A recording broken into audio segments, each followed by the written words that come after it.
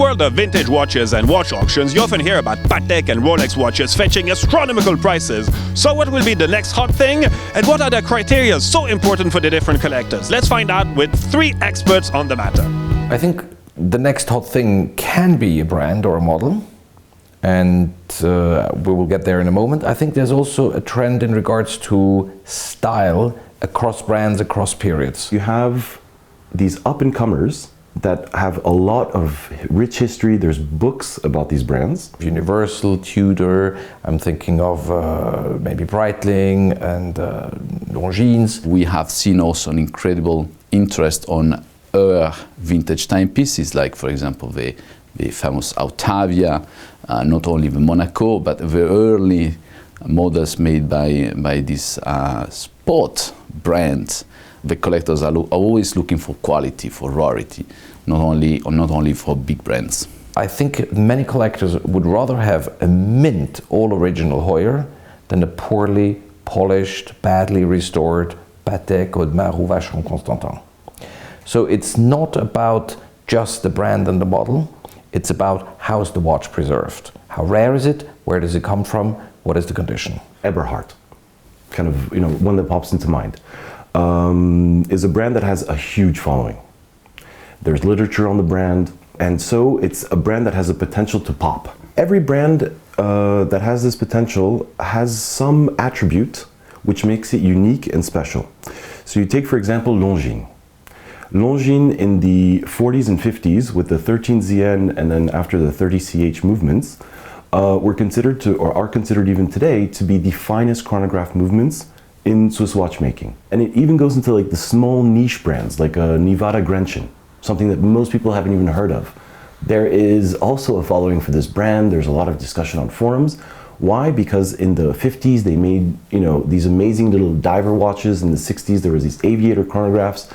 An amazing brand that's disappeared, but yet has a wonderful story. And so it's a lot of fun to collect these brands because there's a lot to capture. We have some references made by Movado in the 40s that basically they had the same suppliers of Patek Philippe. So we have cases, pushers, dials, indexes that were made exactly by the same producer, the same supplier than Patek Philippe.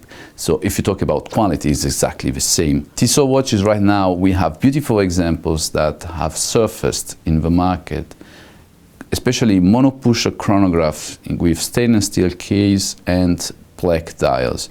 Right now, also the diameter is extremely attractive because we are talking about 30 millimeters cases. They are extremely attractive, and we have seen a specific market going for these models. I think the reason to have, to own and to chase a vintage watch is in fact to have something vintage. And if a vintage watch is half rebuilt with new parts and restored, the purpose is no longer given.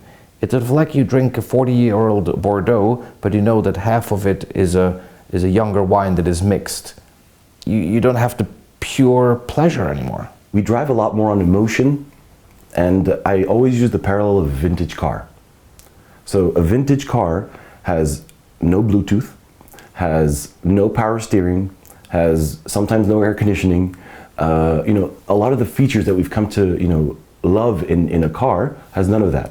But you step behind the wheel and there's a feeling that you get which is unparalleled. If the best you can afford is a Tissot, Heuer, Oris, Doxa for 1,000, 1,500, 2,000 francs, then rather buy an extremely attractive example of that brand than a completely beaten up Rolex or Patek Philippe that I think will not even gain value with time, but possibly even lose. We have never to forget the ladies' watches. Of course, I'm a big fan, a big lover of the Piaget ones made especially in the 60s and the 70s when we have ladies' bracelet, when the design explodes, when artists were called by the manufacturer to design new ladies' watches. Of course, they are also piece of art, they are piece unique. And we have seen also in the last years the interest growing for these pieces. And of course, sequentially, the price at auction also have grown in a sensitive way. People know what they're doing now. 30 years ago, as long as it was good looking, we bought it. But now, there's so much knowledge that people only want to pick the nicest, most honest examples for their collections.